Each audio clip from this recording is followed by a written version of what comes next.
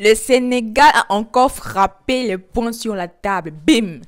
Une nouvelle actu. Aujourd'hui, je vais encore parler du Sénégal. S'il vous plaît, ne me jetez pas la pièce, s'il vous plaît. Et c'est que ça fait déjà la 3e vidéo dont je parle du Sénégal, si je ne me trompe pas. Bon, aujourd'hui, là, on va se donner le plaisir de mentionner encore le Sénégal. Donc, aujourd'hui, on va parler d'une application cette fois-ci.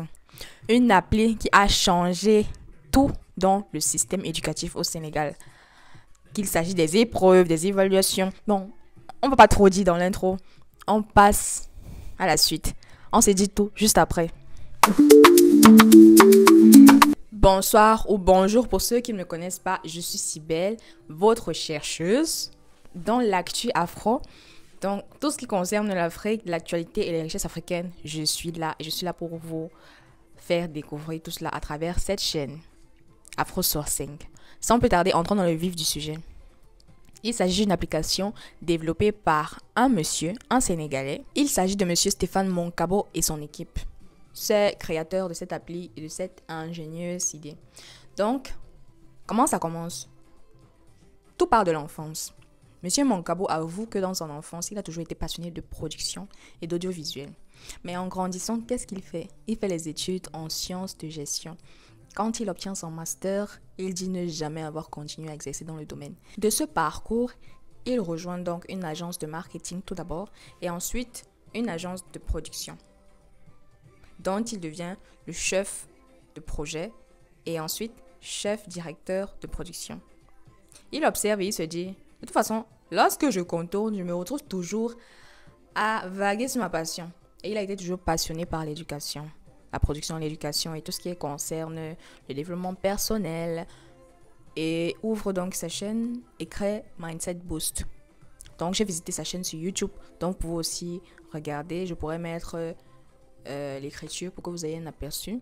Monsieur Stéphane Monkabo a mentionné que son équipe et lui ont créé cette appli dans le but de résoudre un problème dans le système éducatif, dans le milieu de l'éducation. Tout particulièrement en période d'examen. Il a constaté que les élèves du baccalauréat avaient du mal à réviser. Donc, c'était pour eux une très très lourde tâche. Il réfléchit donc et dit comment faciliter la tâche à ses élèves. Il crée donc cette application.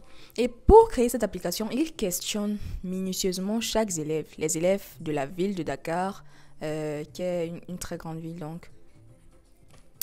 Il va dans les écoles, il interroge les élèves. Il va dans les écoles devant les coins de distribution d'aliments, c'est-à-dire quand les élèves sortent là, ils ont de quoi manger, ils achètent de quoi manger et tout ça. Ceux qui s'assient au kiosque et mangent, donc il s'assied là-bas et interroge les élèves. Qu'est-ce qui vous recale en ce qui concerne vos études? Comment étudiez-vous? Quelle est votre musique préférée? Quelles sont les musiques qui vous apaisent lorsque vous étudiez? Quels sont vos dessins animés préférés? Il pose cette tas de questions pour en fait obtenir une sorte de prélèvement pour cette appli.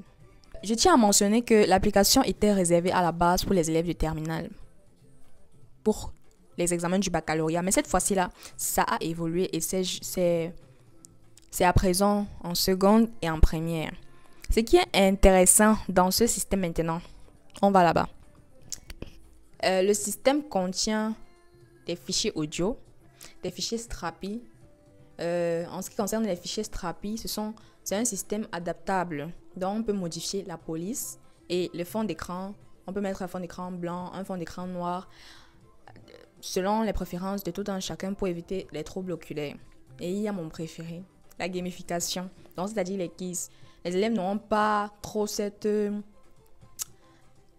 difficulté à étudier parce que le quiz, c'est un peu comme le jeu. Donc, c'est questions-réponses, tout en s'amusant. Et c'est des petits paragraphes à ne pas trop surcharger l'esprit. Donc, c'est ça qui est avantageux pour les élèves et ça les va très, très, très bien. Comme tout système, cette application est payante. Le cofondateur dit qu'elle est payante. Elle est 60% gratuite et 40% payante. Donc, elle est partiellement payante. Et ce système est un bon système parce qu'il se personnifie. Monsieur Stéphane Monkabo mentionne que ce système se personnifie un peu comme un professeur ou un ami, dont l'élève durant les périodes d'examen, pourra se confier à cette appli pour un peu enlever son anxiété, son stress ou toute autre chose de l'examen. Donc, on va mentionner que c'est un peu comme l'IA, l'intelligence artificielle. En fait, c'est l'IA, c'est l'intelligence artificielle. Donc, que le système s'adapte à la situation de l'élève. À travers cette appli, les élèves sauront donc s'ils sont prêts ou pas à l'examen.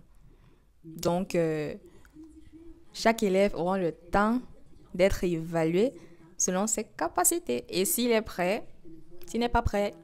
Maintenant, le plus grand défi de l'équipe et de monsieur Stéphane Moncabo, c'est le financement. Mais il a noté que ils ont eu à date à passer à des concours dont ils ont remporté 7. C'est énorme. 7 concours. C'est énorme pour le financement et c'est très, très encourageant. Très encourageant. Et maintenant, en ce qui me concerne, ce que j'aimerais ajouter, c'est quoi? C'est si l'appli se développe en Afrique, c'est-à-dire dans les différents pays d'Afrique, ce serait topissime. Surtout pour les élèves. Et si ça s'étend encore dans les universités, rien à dire, que du peps. Mais notons aussi que l'IA, l'intelligence artificielle, a ses limites. Et il ne faut pas en abuser. Comme on dit souvent, tout excès nuit. Donc, il faut savoir comment l'utiliser. À la base, c'est là pour combler les manquements et non pour remplacer. Donc, il faut qu'on le retienne. C'était tout pour la vidéo. Si vous avez aimé, n'hésitez pas de mettre un pouce bleu, de commenter, car ça nous ferait énormément plaisir de vous lire, surtout de vous abonner, car vous agrandirez la chaîne. Dans la prochaine vidéo, on va parler du Cap-Vert. On s'en va vers les Cap-Verts en Afrique de l'Ouest. De là, on se dit à très bientôt. Surtout, portez-vous bien et on reste connectés.